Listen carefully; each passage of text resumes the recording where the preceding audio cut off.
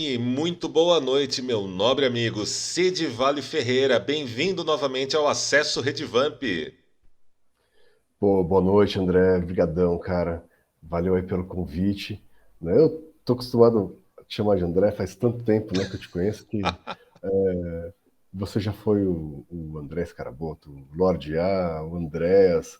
Então, às vezes eu não lembro, assim, de como é que tá agora a, a sua designação, assim. Então, como é que você prefere ser chamado, assim, falando nisso? É, Lorde A. É o Lorde A. É mais Lorde A. fácil. Tipo, todo mundo acha no Google, todo mundo localiza em todo lugar. Pô, então fica o clássico, né? É, Que o eu te já conheça assino o mais. livro. É Tudo, verdade, verdade. o nome sempre sai certo. A melhor parte, o nome sempre sai certo em todo lugar. É verdade. Pô, boa noite. Brigadão pelo convite. Obrigado mesmo, né? É sempre um prazer estar aqui e, poxa, falar com você e com esse pessoal que te acompanha, né, há tanto tempo. Para mim é sempre uma honra, assim, né? Você ver pessoas que levam a sério, né, o vampirismo e persistem, né, na pesquisa, na paixão pelo tema, né? Isso é algo que de alguma forma, assim, eu me sinto muito identificado, né? Porque se eu for pensar, eu tô aí desde a minha infância, né? Aficionado por vampiros e por terror, então é sempre legal estar entre pares, né? A gente se sente um pouco menos excêntrico. Eu tive um outro entrevistado aqui há algumas edições atrás, né? O grande Ricardo Mário Gonçalves, né? Figura ímpar no budismo, na docência de história lá na USP, né? Ele usou um termo que eu adotei depois da entrevista dele, né? Que somos, acho que você também, eu e alguns poucos, somos o que ele chamava de halógenos. Ah, Halógenos, olha, né? No melhor sentido, a gente caminha por esse mundo, mas ao mesmo tempo, meio que os nossos interesses, os nossos gostos, as nossas posturas são algo que sai, né, da curva da realidade comum, né, do mundo. exatamente. Mas E, eu acho que também nunca me senti normal, né, em lugar nenhum, assim. Então seria estranho, eu acho até, né, se encaixar de repente muito bem em algum grupo ou em alguma sociedade, assim, né? Então vamos caminhando aí nas beiradas, né? sim, sim, vamos aí pelas beiradas, um olho naquela paisagem maior e outro aqui nessa realidade mais imediata. Mas vamos ser francos, aqui na realidade mais imediata estamos, eu penso que somos bem-sucedidos, né? Porque conseguimos viver, apreciar, produzir muito conteúdo, né, sobre tudo isso que a gente ama. Tá aí, né, o Sebo Verdade. Clepsidra sempre surpreendendo a gente. Vocês trouxeram aqui materiais incríveis, a edição de 200 anos do Vampire, The Vampire, do Polidoro, é uma coisa magnífica. Ah, dentro Obrigado. dos muitos textos, vocês incluíram o The Black Vampire, Legend of San Domingo. Cara, primeira, é a primeira prosa, é o primeiro texto, para quem não sabe, a tratar sobre abolição, preconceito, discriminação na literatura norte-americana. E é uma história de vampiros. E as próprias vamps lá do Hemisfério Norte, que eu estava contando isso lá na dinastia Sarrasra, em outros grupos que eu frequento, que eu participo pela internet, o pessoal ficou me olhando com uma cara de, ué, como assim? Como a gente está nessa e a gente não sabia que existia esse texto? É, Gente antiga. E, cara, aqui no Brasil a gente. Quem tá chegando agora na comunidade vampírica, tá chegando agora aqui na rede vampírica, quem cola lá no Sebo Clepsidra. Meu, gente, a gente tá tendo acesso a um material que, cara, é assim, os caras lá no exterior muitas vezes não tem, muitas vezes nem tem a referência que a gente tá tendo a oportunidade aqui de ter, né? Você também trouxe o Varney, The Vampire, e agora sim, o tema dessa nossa entrevista os Poderes das Trevas. Puta nome bonito, né? demais, né? Quando eu fiquei sabendo disso também, eu quase caí para trás, assim, porque foi uma revelação, né? Faz pouquíssimo tempo que descobriram a existência disso, né? Então, de certa forma, a gente está lidando com um material que, ao mesmo tempo, é clássico, né? E a gente está revisitando, como o próprio Polidori, né? A gente está trazendo materiais que já eram de conhecimento público, já eram estudados, mas não estavam disponíveis em português, como a peça do Nodier, a peça do Planchet, né? O Blue Book, né?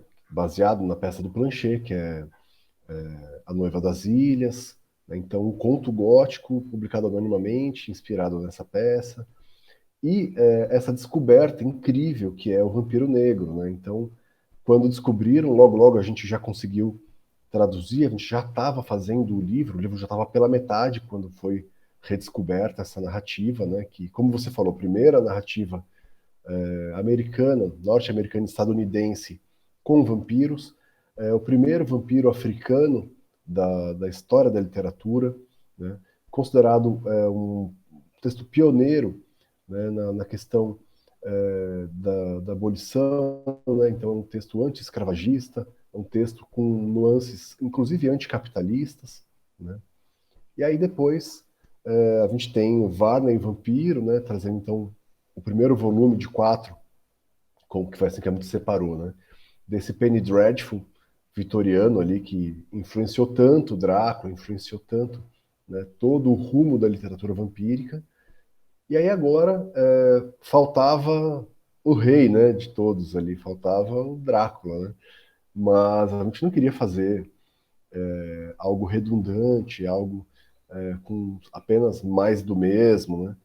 Então, assim como no Frankenstein a gente começou, né, pelo drama que adaptou o Frankenstein pela primeira vez, pelo conto que adaptou o Frankenstein pela primeira vez, com o Drácula a gente queria fazer alguma coisa também que somasse, né, que fosse algo relevante para os pesquisadores, para os apaixonados pelo Drácula.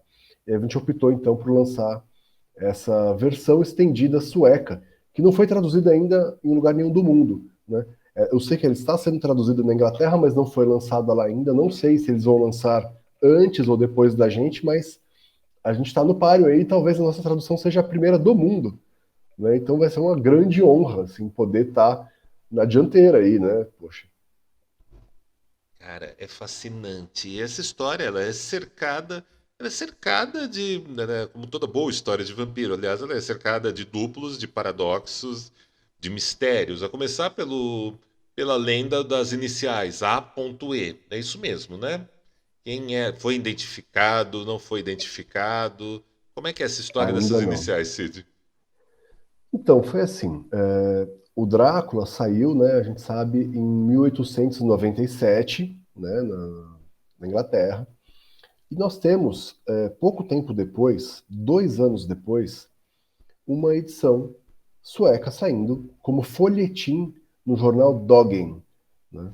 Escreve Dagen. O que aconteceu? Ele foi creditado ao Bram Stoker, né? Só que vinha ali a seguinte indicação, o seguinte crédito. Mörkrets Makter, Poderes das Trevas, né? Romance de Bram Stoker, em adaptação sueca para o Dogen por A-E, né? E aí, assim, esse A e esse E podem ser a primeira e a última letra do prenome, do sobrenome, pode ser a primeira letra de um prenome com uma última de um sobrenome, né? Existem várias possibilidades, a gente não sabe ainda quem é essa pessoa, existem hipóteses, né? Então, assim como as pessoas passaram aí um bom tempo procurando suspeitos aí de ser o Jack, o Estripador, hoje os estudiosos do Drácula estão levantando suspeitos, né, que se encaixam nesse perfil, pessoas ligadas à literatura, pessoas ligadas à literatura gótica, pessoas ligadas à tradução, né, pessoas que podem ter tido algum contato, né, com o Bram Stoker. Então, quando o Richard Berghorn, que é o editor sueco, descobriu que essa versão era diferente da original, ele fez um estudo bastante aprofundado, né, e editou em 2017 essa obra lá na Suécia. E aí começou, né, a ampliar esse estudo. Então, desde então, esse estudo vem sendo aprofundado, ainda de forma inconclusiva, né? E aí eu parto daquele princípio, assim, do Edgar Allan Poe, né, da carta furtada, que às vezes as coisas estão ali debaixo do nosso nariz, né? Então, se a gente quiser encerrar o assunto, a gente fica com o que está escrito ali no frontispício do folhetim. É uma adaptação sueca para o Doggen por aí. A gente vai continuar sem saber quem é essa pessoa, mas a gente vai saber que o texto foi adaptado por aquela pessoa e acabou, né? Foi algo feito para aquele jornal que fez, né, uma edição ilustrada, né, e bem maior do que a original. O romance do Stoker tem mais ou menos 860 mil caracteres, ou 830 mil caracteres, não me lembro agora de cabeça, mas o Murkrits tem 1.600.000 caracteres. Então é o dobro de toques mesmo, o dobro de texto, né? E isso inclui novas personagens, novas situações, novas motivações, né? E esse folhetim saiu ali entre junho de 89, de 99, né, 1899, e fevereiro de 1900. Depois ele saiu de novo, né, alguns meses depois, numa forma bem resumida, né, como Murkrits Macter também, o mesmo título, embora com cerca de um quarto só do tamanho original, né? E depois ele novamente, em 1816, saiu de forma seriada entre outubro de 1916 e janeiro de 1918, né, numa revista, um semanário chamado Tip Top. Agora, o que é curioso é como que isso foi descoberto, né? Porque essa versão resumida, não a versão inicial sueca, que tem o dobro do tamanho do Drácula, mas a versão resumida foi traduzida na Islândia, né, num jornal, eu não vou agora saber a pronúncia, mas é algo como Fjalkonan, né, e saiu como Makt Myrkrana, em 1901. E foi essa edição islandesa que foi inicialmente descoberta pelos estudiosos como uma variante e não como uma tradução, né? Então, o holandês Hans de Roos publicou Meu amigo, uma. inclusive, vai estar por aqui no Acesso Redvamp logo logo. Ah, pô, ele é incrível. Eu também troco bastante mensagem com Cara, ele, é uma pessoa fantástico. bastante acessível, né? E ele, então, descobriu isso e fez, né, uma parceria com o Dacre Stoker para que eles pudessem editar em inglês, né, com também um outro editor, que é o Browning, né?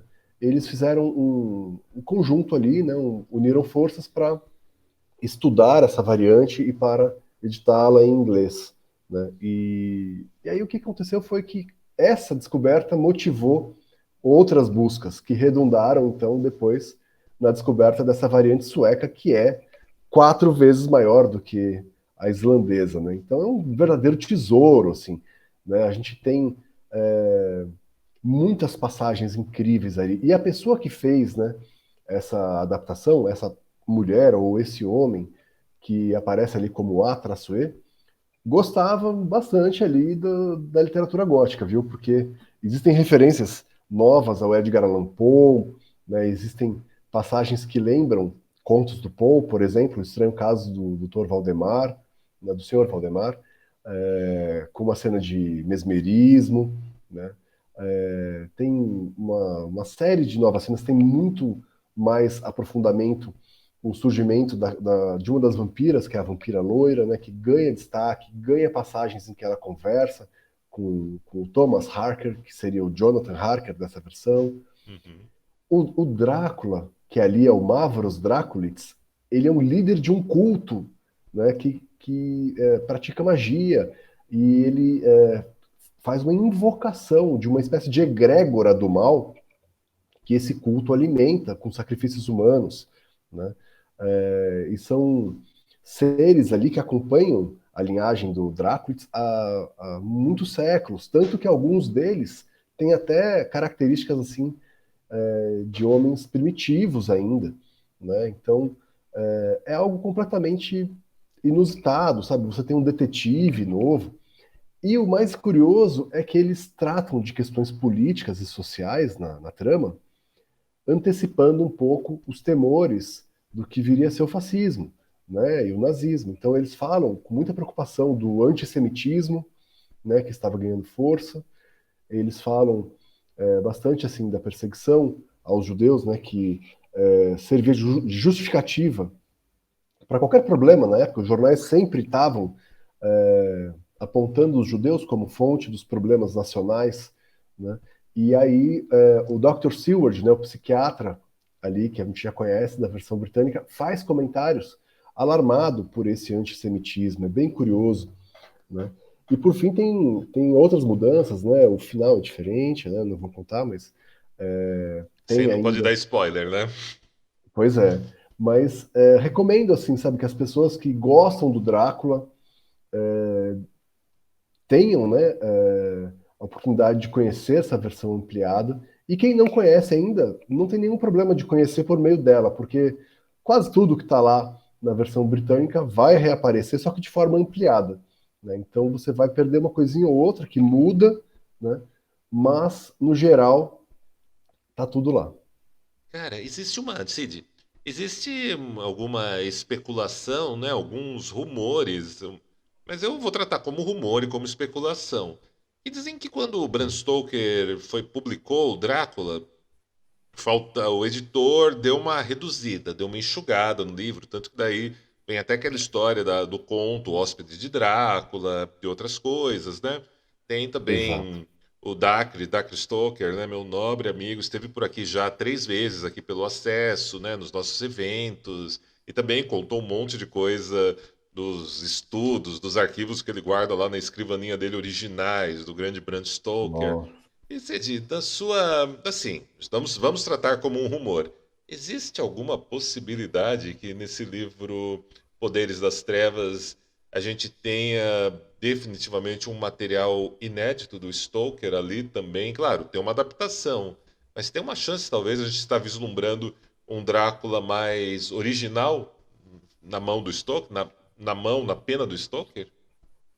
Olha, é uma hipótese, né? Uma das hipóteses que inclusive estão desenvolvidas na nossa introdução, que é uma tradução de uma nova introdução pelo editor Richard Berghorn. Ele vai fazer o seguinte: ele vai levantar algumas possibilidades. Existe uma possibilidade de esse material ter sido, como eu falei, né, uma iniciativa do Dogen com essa pessoa que a gente conhece como A-E, né? Então essas pessoas de livre e espontânea vontade fizeram, né, uma alteração no texto, né? E isso então é uma questão assim que não tem discussão, é fato, tá estampado ali no frontispício do folhetim. Agora, a gente conhece, vamos voltar para o Drácula britânico, né? A gente sabe que o original datilografado inicial do Drácula, ele não começa na página 1, né?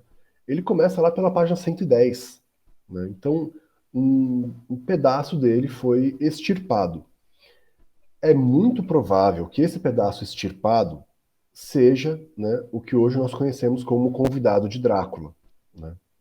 O Dracula's Guest, né? E o que acontece? A gente percebe uma mudança muito grande entre o Dracula's Guest e o que veio depois. Então, assim, eu acredito que ele foi extirpado porque, primeiro, ele não tinha a estrutura epistolar que, que o Stoker quis usar no resto do romance, né? Então, ele não é composto de cartas, gravações, diários, etc. Ele tem também referências muito diretas e muito explícitas às influências do romance. Então, ele tem uma cena que é muito semelhante, né, ao ataque do vampiro no conto do Polidori. Ele tem referências explícitas ao Carmilla.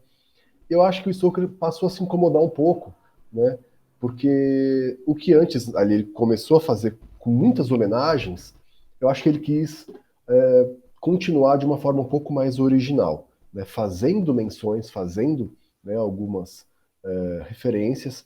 Ele faz referência ao poema Lenore, por exemplo, do Gottfried August Bürger, né? Então, com uma passagem Den die Toten reiten schnell, que é, né, dita por uma cigana, né? Pois os mortos cavalgam rápido.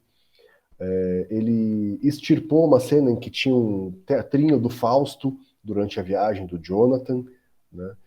Talvez para evitar também essas influências muito diretas. Então, se ele extirpou isso do Fausto, talvez ele estivesse incomodado de fazer essa intertextualidade tão direta assim, né?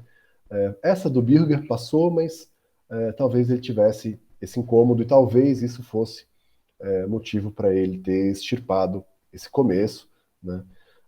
Mas dentro do original havia, se não me engano, 2 ou 3 menções a elementos desse começo e que ele rasurou, né, por cima do texto datilografado.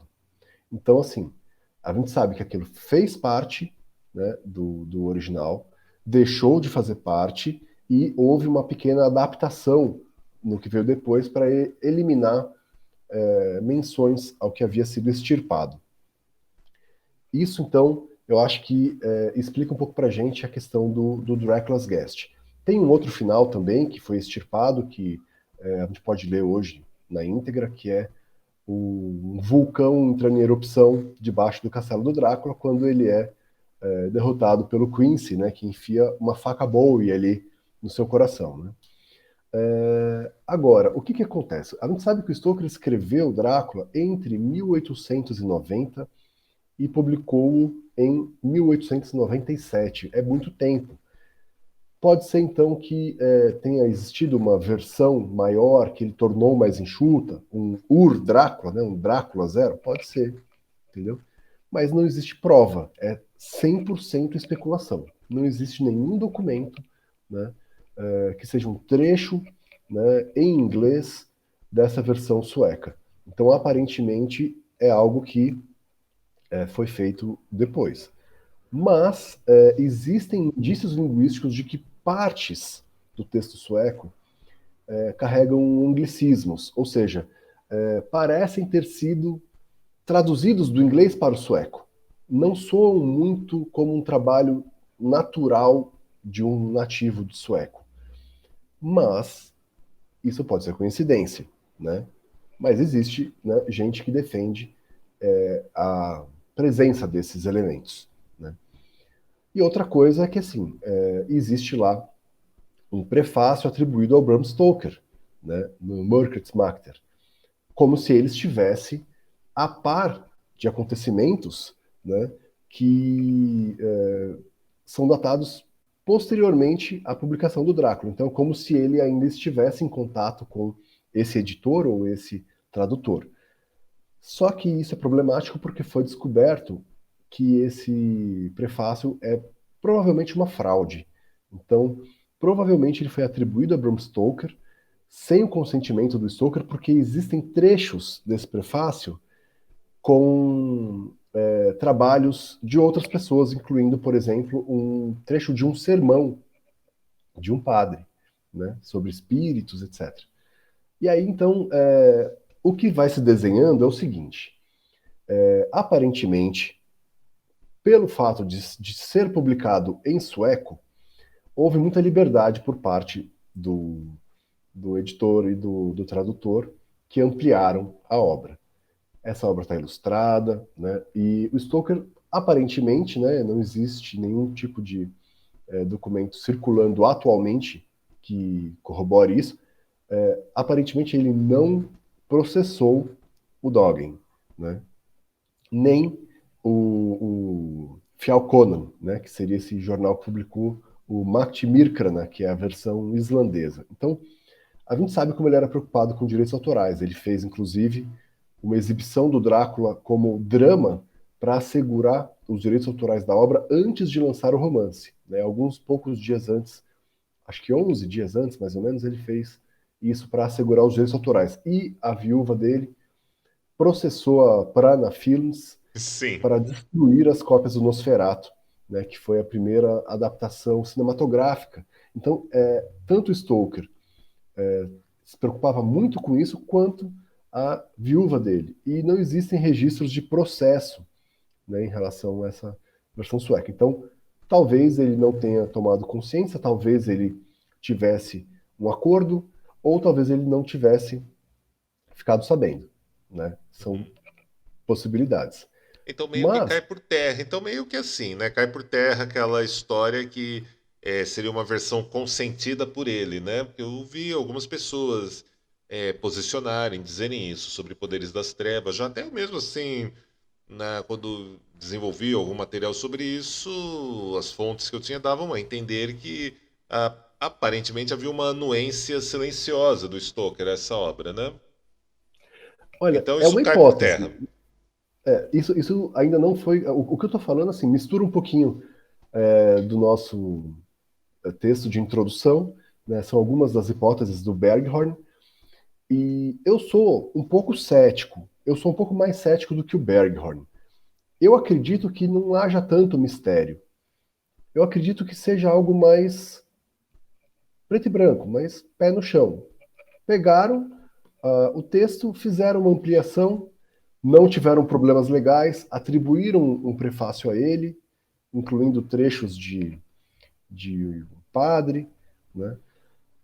E ficou por isso mesmo, né? Existem então 3 edições do começo do século XX dessa versão sueca, uma integral e 2 condensadas, desculpa, 2 integrais e uma condensada. Em 2017 existe uma edição moderna pela Aleph da Suécia, né? Uma editora da Suécia, que é a editora do Berghorn. E esses estudos ainda estão sendo feitos, então tem muita coisa a ser descoberta ainda, né? Eu acho que é interessante, assim, o Berghorn, quando ele coloca essas hipóteses, ele coloca como hipóteses mesmo. Então ele não está forçando a barra. É um cara bastante sensato nesse ponto. Ele vai dar os fatos e vai levantar hipóteses. Então existe essa hipótese de uma supervisão do Stoker, a hipótese de ser um texto do Drácula anterior aos cortes britânicos, né? Mas cada vez mais, né, a falta de documentos vai mostrando assim que talvez não tenha sido nada assim tão cabeludo, entendeu? Porque a gente sabe, tem um tradutor, tem um editor, eles falam que é uma edição adaptada, né? Tomam bastante liberdade, como a gente viu no prefácio, então tudo indica que sejam eles mesmos. Eu vejo assim, outras pessoas, inclusive pessoas que trabalham com a gente no projeto, já têm mais esperança de que seja um Ur-Drácula ou que seja um, um documento com mais valor histórico por ter a mão do Stoker. Eu acho que seria espetacular se a gente encontrasse, né, a identidade dessa pessoa, que a gente conhece como A-E, encontrasse cartas, encontrasse diários desse processo, seria assim incrível. E eu acho que traria muito mais relevância ao livro. Mas mesmo não tendo certeza, né, se houve a anuência do Stoker, eu ainda acho que, assim, tendo lido algumas partes dele, eu não li ele inteiro, porque a tradução ainda não terminou, que a gente está diante de um adaptador que é também um grande autor, né, que é também um grande, como o Berghorn mesmo fala, eu concordo com ele, também um grande mestre da literatura gótica. Porque essas passagens novas, elas não deixam nada a desejar o Stoker, não. Elas estão ali com muita força, né? E essa discussão que ele traz, né, política, ela transforma o Drácula de uma forma que amplia o alcance dele como vilão, né? Ele se torna uma figura assim de uma periculosidade mundial, assim. Ele se torna não é aquela ameaça que, poxa, tudo bem, ele pode causar um belo estrago ali na Inglaterra, né, alastrando o vampirismo, exaurindo economicamente aquele país, como ele fez com outros, né, como mostram as pilhas de dinheiro estrangeiro que estão ao redor do seu castelo, do seu caixão, né? Mas ali ele quer criar uma nova ordem mundial, um novo governo mundial, baseado um pouco no darwinismo social, na ideia de que os mais fortes vão governar os fracos, e os fortes são os vampiros, né? Os fracos são os mortais. Então, assim, é uma é uma é um plano, né, de tomada do poder mundial com implantação de uma nova religião, né, na qual ele vai ser uma espécie de papa, né? E essa Caramba. figura essa figura que ele cultua é uma figura real. Ela existe, aparece, ela é um rosto esverdeado, esfumaçado, é uma espécie de diabo, né? É o mal, né? Então assim, não é apenas uma religião que vai competir pela, pela fé das pessoas. É uma religião que está trazendo uma entidade viva, né, que é a encarnação do mal. Então é algo bem mais perigoso, né? Sim. Então eu acho bem interessante, mesmo que não seja algo que tenha a mão do Stoker. Uhum. Cara, assim, simplesmente épico. A gente tem aqui no Brasil um autor, né, meu nobre amigo Davidson Abreu, que escreveu, né, ele imaginou como poderia ser uma sequência do Drácula, né, a Vingança de Drácula, saiu pela queridíssima Madras, né? Abraço aí pro pessoal da Madras, tá sempre aí com a gente aqui no Acesso. E, cara, ele levantou essa lebre de uma maneira muito legal no livro dele. Ele não chegou a atribuir uma entidade a quem Drácula servia necessariamente, mas ele constrói todo um plot político onde ele apresenta assim, talvez eu quando falo do Drácula, tá mais vivo para mim o filme do com o Gary Oldman, né, do Coppola, vem muito mais firme, mas claro, conheço o livro, né, gosto do livro também. Mas saca, Uhum. Cid, tipo, mas lá ele vai para uma linha mais militarizada do Drácula com tudo que ele ia fazer era um plano de poder para tomar o controle do mundo e assim, ele dá a entender que no livro do Stoker ele se distraiu com a questão amorosa, de ter reencontrado a amada dele, né?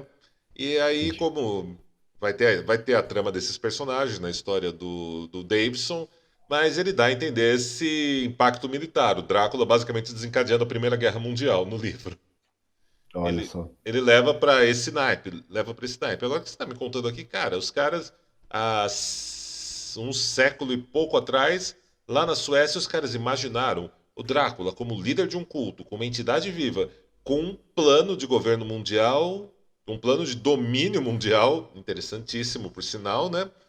Porém, há um espaço para a amada, que meio que muda um pouco o rumo do livro do Bram Stoker. Olha, eu creio que não, assim, eu não tive acesso ainda ao final do livro, né? Que é dividido em três partes. A gente só tem, por enquanto, as duas primeiras em português, né? A gente está no processo ainda de tradução. Então, eu preciso ainda de um tempo para poder responder se vai aparecer essa subtrama amorosa ou não. Eu acredito que não. Eu acredito que não, porque assim, isso não está presente no Stoker, não está presente, né, em derivações iniciais do romance, né? Isso vai aparecer mais ali no cinema, né? Então, você tem, acho que assim, o que marcou mais as pessoas foi a versão do Coppola, né? Que tem Sim. uma homenagem muito grande ao Jean Cocteau, que fez filmes como O Sangue de um Poeta e O A Bela e a Fera, dentro de uma perspectiva surrealista, né? E aí, o Drácula, ali do Gary Oldman, ele em várias cenas reproduz passagens do A Bela e a Fera. Então, essa coisa, né, do monstro que quando morre vira príncipe, aquela hora em que ele fala, né, tipo, não me veja agora, que ele tá na forma de homem-lobo, tudo isso vem do A Bela e a Fera, né? No porão, quando o Jonathan tá ali investigando o castelo, aparece uma sombra de uma mão segurando uma vela, é tudo Bela e a Fera isso. É claro que outros filmes anteriormente também fizeram essa inclusão de uma subtrama com reencarnação e com amor eterno, né? Esse não foi o primeiro, mas no imaginário atual é o que fica mais forte, né?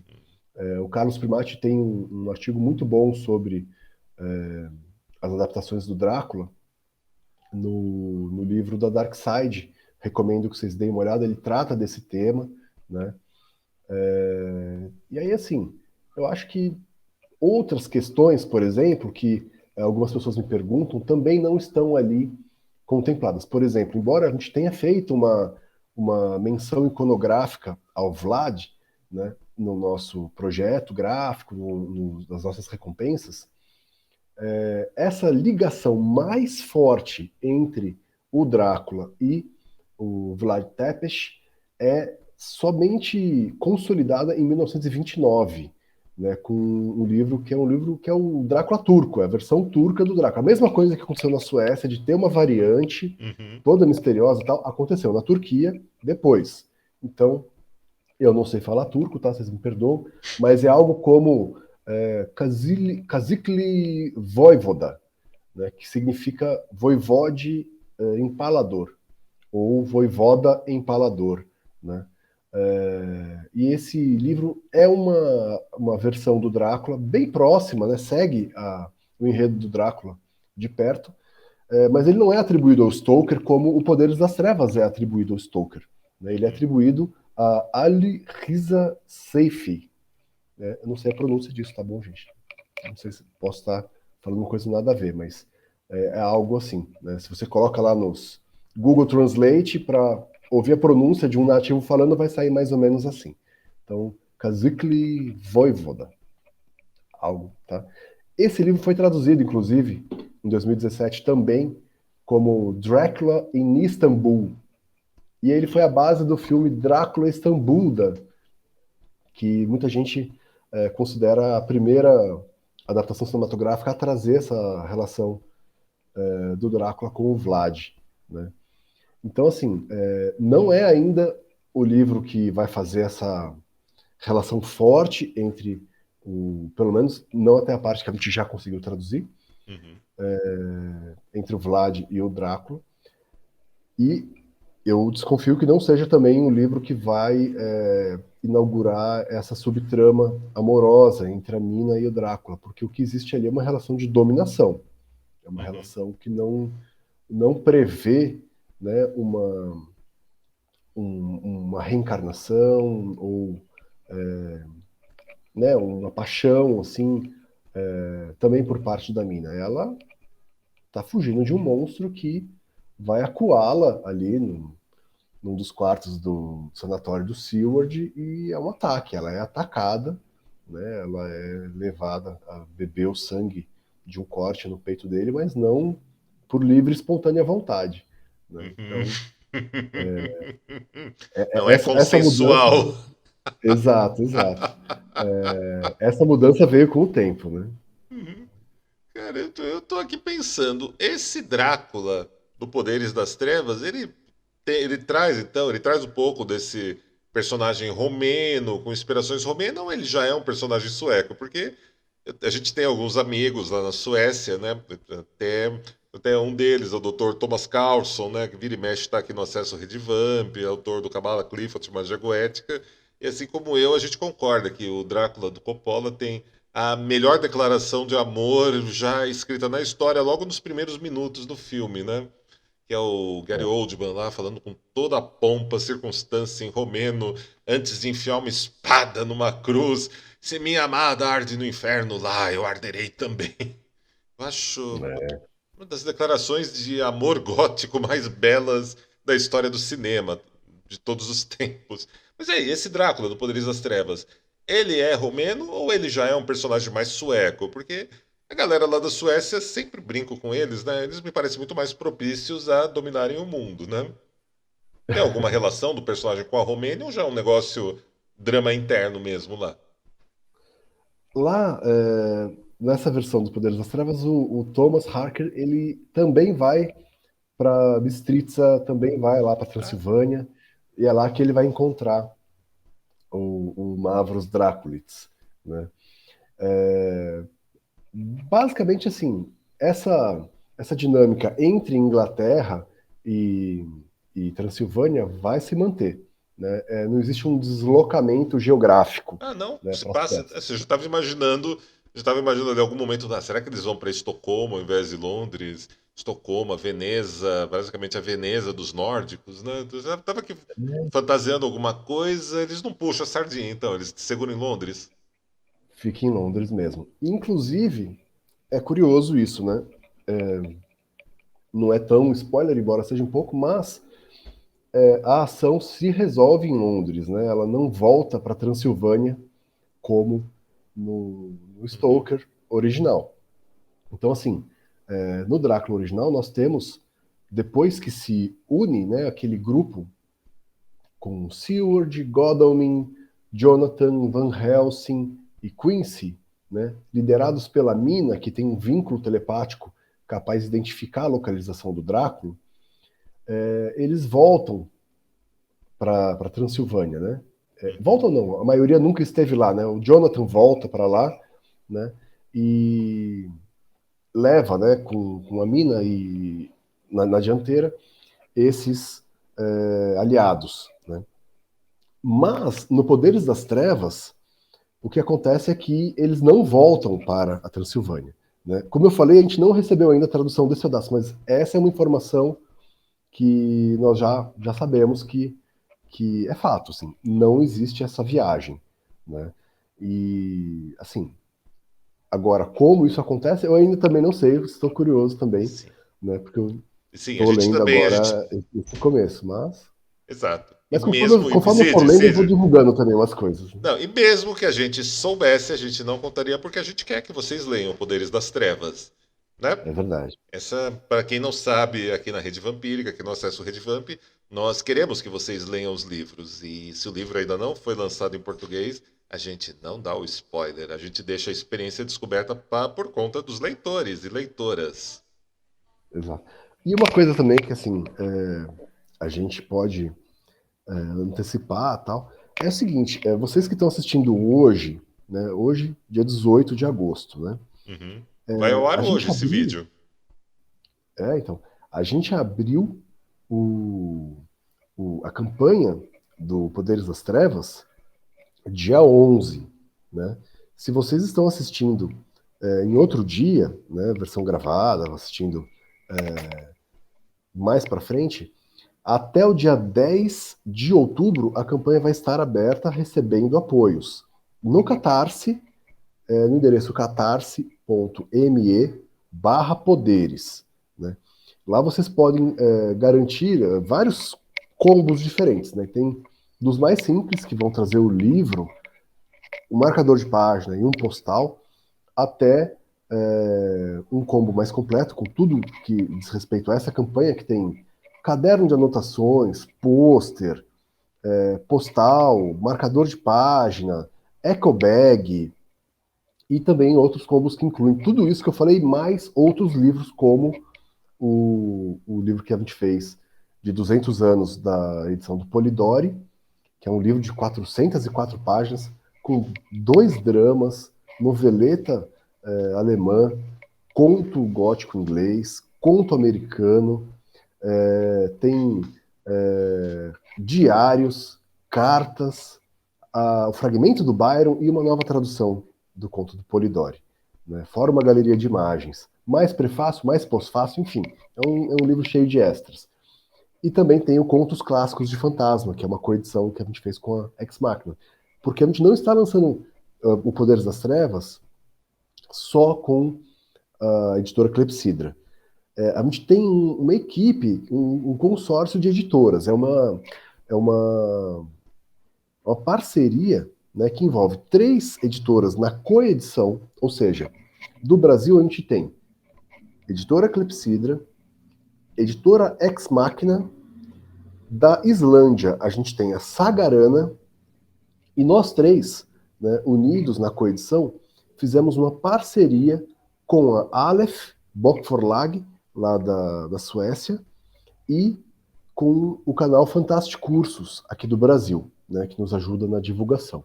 Grande Alexander Meirelles, vira e mexe, está por aqui com Então, a gente sempre. pois é, o Alex é um parceiraço, né? Quem não conhece o canal Fantástico Cursos, corra, porque são mais de 500 vídeos sobre literatura fantástica do mais alto nível, né?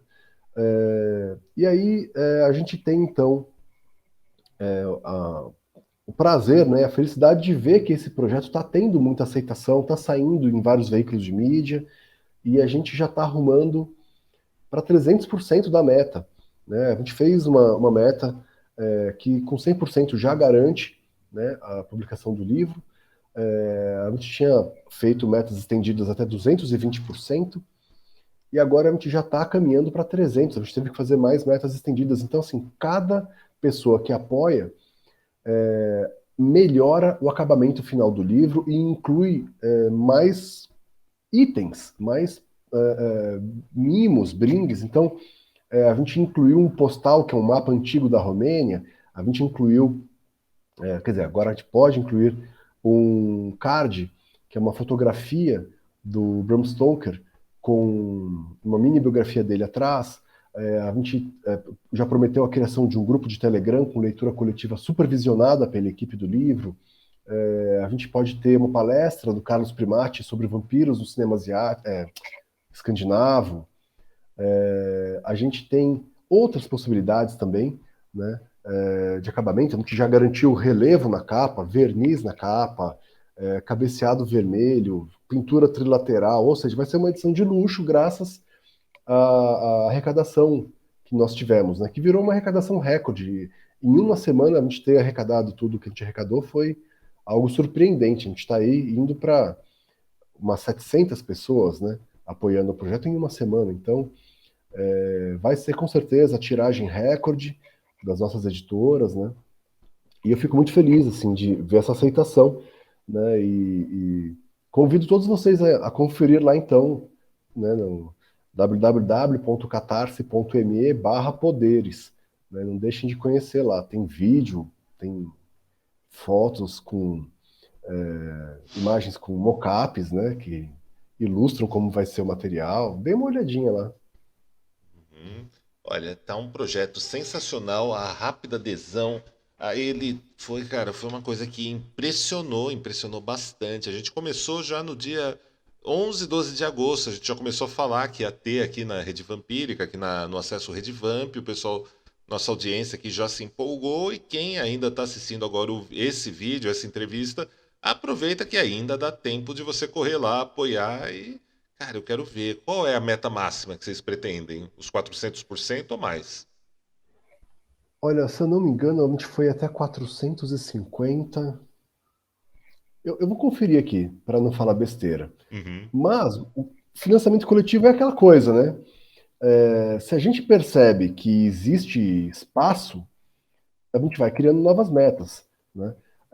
O que acontece é que o custo individual de cada remessa não pode subir muito, senão o processo, o projeto vira algo deficitário, né? Então, em vez de cada apoio converter uma margem de lucro para a editora, converte um prejuízo. E aí, quanto mais pessoas apoiando, mais prejuízo você tem. Então, a gente tem um estudo muito sério para determinar o que pode ser feito com as metas estendidas, o que vai custar caro ou não.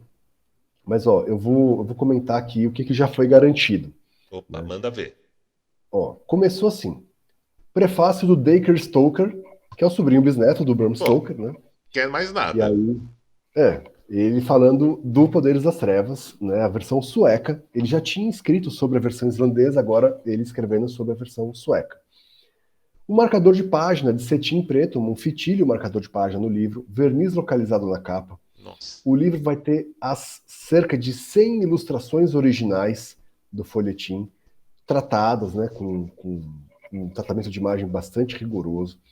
Vai ter baixo relevo na capa para poder reproduzir o padrão que a gente colocou ali no projeto gráfico. Vai ter uma biografia do Bram Stoker, escrita pelo Carlos Primati, como apêndice. Né? Vai ter ilustrações da folha de guarda. Vai ter um postal com o mapa antigo da Romênia em todos os pacotes. Vai ter tingimento trilateral na cor vermelha, ou seja, aquela cor que fica no corte, né, das páginas, quando você vira o livro em cima, embaixo, do lado. Vai ter um grupo de Telegram com uma leitura coletiva supervisionada. Né? E aí as coisas que a gente pode fazer ainda. São 4 metas. 300%. Card impresso com retrato e a mini biografia do Bram Stoker. 350, o livro passa a ter um cabeceado vermelho, aquela costurinha da capa dura que fica perto da lombada, vai vir toda vermelha, também combinando com o tingimento trilateral. Com 400%, um ensaio do Luciano Dutra sobre os desafios da tradução do Margaret Machter. Né? Então, ele contando como foi esse processo, né? O que ele percebe linguisticamente de mais desafiador nesse processo. Com 450, a palestra em vídeo do Carlos Primati sobre o cinema vampírico escandinavo. Então, atualmente é isso. Talvez a gente consiga incluir outras. Né? Depende muito do ritmo da arrecadação. Se a gente continuar, né, nesse ritmo atual, a gente com certeza vai acabar pensando em outras metas. Né? Mas a gente consegue fazer isso por quê? Porque a margem, por mais que o pacote individual fique um pouco mais caro a cada uma dessas metas, a gente ganha na quantidade. Né? Então, a gente consegue ir incluindo pequenas coisas. Né? A gente teve, por exemplo, o Fantasmagoriana bateu todas as metas, né? Isso incluiu 6 textos novos no livro, mais uma galeria de imagens. Né? No caso do Poderes das Trevas, a gente já incluiu texto novo, já tem acabamento, então, se vocês puderem compartilhar também, é importante porque, além de apoiar, vocês compartilhando, vocês fazem com que o pacote que vocês vão receber venha melhor. Né? Essa é a lógica. Uhum. Caramba, Cid, já tô aqui aguado para ler Poderes das Trevas em português, com a tradução para lá de caprichada.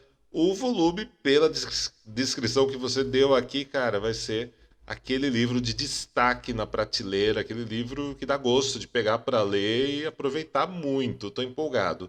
Tô A gente está empolgado, vou caprichando. apoiar esse projeto. Vocês que estão assistindo a gente, apoiem essa versão do Poderes das Trevas, gente. Vamos trazer aqui para a comunidade Vamp aqui da América do Sul. Vamos trazer esse exemplar aí, vamos trazer para a realidade que, olha, é um tesouro nas nossas prateleiras sem tamanho. Poxa, agradeço aí qualquer ajuda nesse sentido, viu, gente? Porque realmente, atualmente, assim, cada pessoa que acredita no projeto de financiamento de um editor independente, cada pessoa que divulga, ajuda a criar a viabilidade para a sobrevivência desses projetos. Né? E aí, assim, esse projeto dando certo, a gente já viabiliza outros. Né? A gente vai ter, então, outros livros ligados à literatura vampírica, outros livros ligados à tradição gótica. Então, com certeza, o sucesso deste livro já está viabilizando uns 3 aqui no nosso catálogo no futuro. Então, a gente só tem a agradecer e a gente convida vocês a fazerem parte disso. Né? Uhum. Venham fazer parte da história. Aí é só chegarem. É. O Cid já deu o endereço, é catarse.me/poderes. Isso, exatamente. Então vocês já viram aí. Cid, eu quero te agradecer pela participação no Acesso Rede Vamp mais uma vez. Sei que você está sempre aí correndo, editando, lançando um monte de livros, sempre trazendo coisas incríveis aí pra gente. Agradeço em nome de toda a Rede Vampírica. E um último recado aqui de despedida. Lorgia, muito obrigado pelo convite, pelo apoio na divulgação, né? Foi essencial, né, o apoio que você deu aí no início da campanha. Fico muito feliz de ter aí esse link com o vídeo, você comentando o projeto, é sempre um orgulho para a gente. Gostaria de agradecer, então, as pessoas que acompanharam essa conversa, né, e que vão acompanhar nos próximos dias, conforme você divulgar a versão gravada. E gostaria de reforçar o convite, né, para que as pessoas conheçam os trabalhos da Clepsidra. Vocês vão achar a gente como Sebo Clepsidra no Instagram, no Facebook, e também a Ex Machina, né? Vocês vão achar como editora Ex Machina no Facebook, no Instagram, né? E aí vocês, né, fazendo esse percurso, vão ter acesso não apenas a essa campanha, mas também a tudo que a gente já lançou, né? A gente já tem aí 18 livros publicados, mais 14 livretos, que são contos góticos do nosso clube de assinatura, né? A gente está indo agora para 16, logo logo está na gráfica o 15º e o 16º. A gente publica pequenos contos e pequenas noveletas góticas, né? Do período ali de 1790 até 1840. Então, assim, se você tem interesse em drama gótico, romance gótico, conto gótico, textos teóricos sobre literatura gótica, né, conheça melhor o nosso catálogo, que ele é feito para você, ele é feito para esse filão, né? E a gente está trazendo bastante coisa inédita, bastante coisa que ninguém tem coragem de arriscar lançar, mas a gente vai lá e mexe as caras, tá bom? Então, Lodiar, de novo, muito obrigado. Um grande abraço aí para vocês. Sucesso aí com a revista nova. Tô louco para ler também, né? Opa, tá E chegando, tá chegando. Setembro tem o. Aliás, deixa eu contar para eles, né? Setembro tem o lançamento da nova revista da Rede Vampírica. E olha, material de primeiríssima linha, convidados nacionais e internacionais. Aqui no Backstage a gente já fechou a participação do Cid lá com a gente nessa revista. Então ele tá. vai estar com a gente na edição de estreia. Nosso trabalho gráfico está sendo feito pelo Rodrigo Grola e o Rod Studios. Então se preparem que vai ser mais um item de colecionador aí para vocês. E vamos aí integrando a comunidade Vamp aqui da América do Sul e de Portugal. Cid, muito obrigado, velho. É sempre bom reencontrar você. Sempre muito bom cada vez que você vem aqui. E, cara, vamos ver para você voltar mais vezes. Logo, logo tem o Halloween Red Vamp lá no Horror Expo. Você já está devidamente intimado a vir participar aqui com a gente, separar uma horinha para Com estar aqui com a gente certeza. na programação. Com certeza. Pode contar comigo aí. Já pode até sugerir as datas, os horários, eu já vou encaixando aqui. Opa, perfeito. A gente já, no dia da abertura, eu quero você aqui no meu cast da abertura, participando aqui comigo, então, tá bom? Maravilha. Perfeito. Maravilha. É isso aí, meus nobres. E aqui continua agora aqui o acesso Rede Vamp para vocês. Grande abraço, gente. Tchau, tchau.